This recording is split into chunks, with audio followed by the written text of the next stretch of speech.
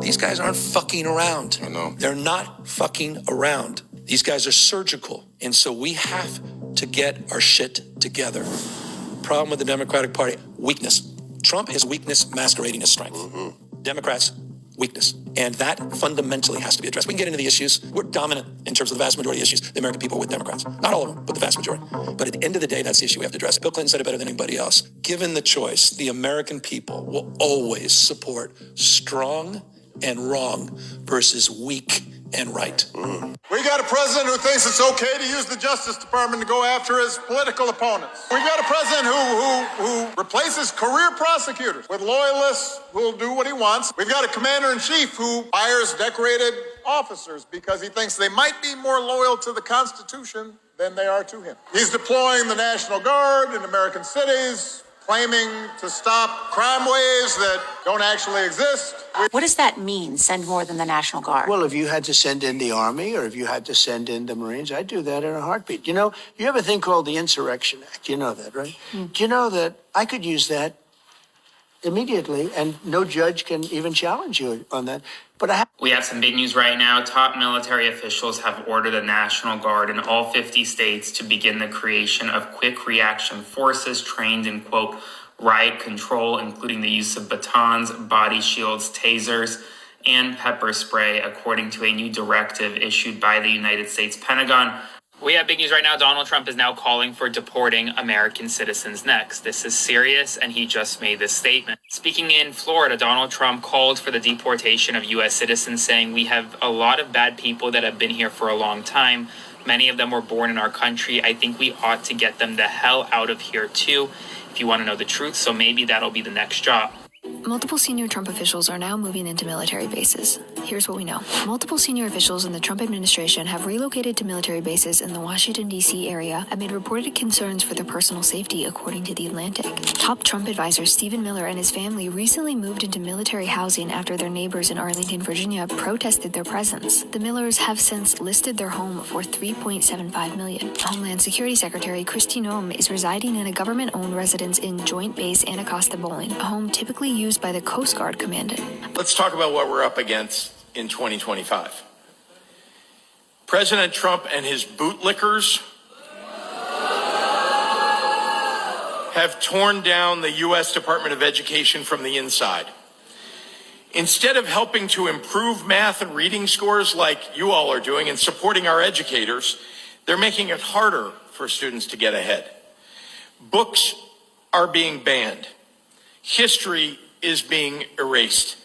Republicans want to take billions away from public schools. As the world suffers, the real-life Hunger Games and Trump's Great Gatsby show must go on.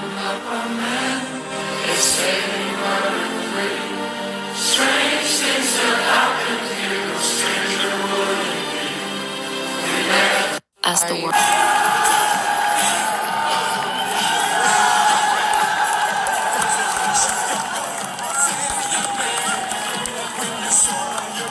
Last Friday, the court spoke loudly. They spoke clearly.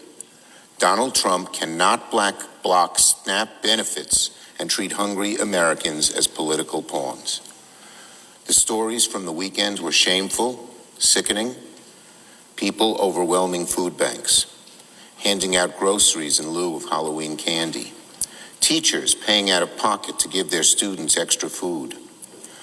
Across America, appalling scenes were seen of people worried they wouldn't be able to feed their families and even themselves.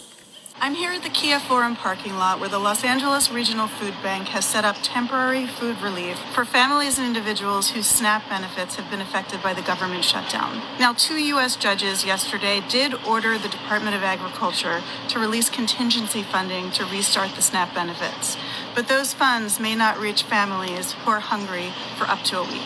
People here waited in line from 45 minutes to an hour to get a box of food here at St. Mary's Food Bank. We're at the 31st Ave and Thomas location, and St. Mary's tells me it's been this way for months. And with the SNAP benefits pausing, come Saturday, food banks are going to be under even more pressure. Because we have no money right now, so we're just trying to get some food to eat for my mom, especially for my mom, because she's sick right now. And we're not getting the stamps. and I gotta take care of my grandson.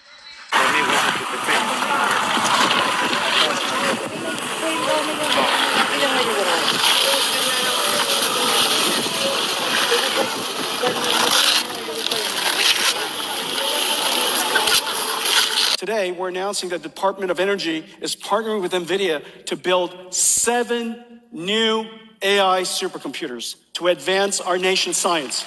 We are announcing today 17 different quantum computer industry companies supporting the MVQ link, and 8 different DOE labs: Berkeley, Brookhaven, Fermi Labs in Chicago, Lincoln Laboratory, Los Alamos, Oak Ridge, Pacific Northwest, San Diego National Lab. Just about every single DOE lab has engaged us, working with our ecosystem of quantum computer company. We're going to create, for the first time, a software-defined, programmable computer that's able to communicate wirelessly and do AI processing at the same time.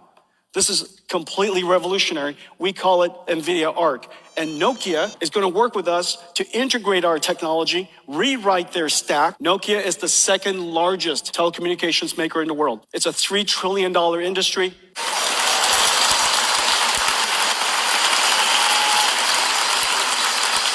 Your name is Greg. Greg is a little girl. So you learn how to walk in the virtual world, and look at you now.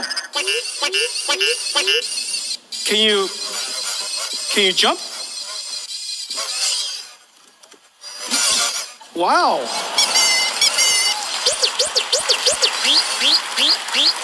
We're finalizing the design of Optimus version 3. That really is going to be a very remarkable robot. It will have essentially the manual dexterity of a human, so meaning a very complex hand, an AI mind that can navigate and comprehend reality, and it will be made in very high volume. It might be more of my mental cycles than anything else, any other single thing on Optimus. 1,500 hours.